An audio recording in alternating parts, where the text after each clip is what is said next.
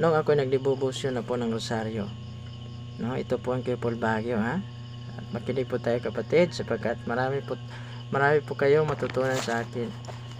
Ang itong rosaryo, natatawa ako talaga nito noon, no? Kahit katoliko ako noon, nakakatawa ito sapagkat kulang ako sa pananampalataya. Kapag mayroong magrosaryo, tatawa talaga ako kasi ayaw kong maniwala ba.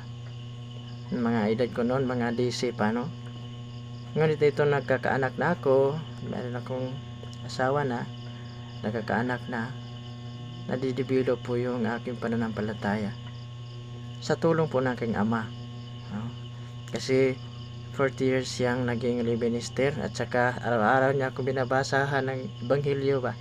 Nakakatulong talaga yung ebanghelyo kapatid. So makinig po tayo sa ating simbahan, no? Lagi po magsimba sapagkat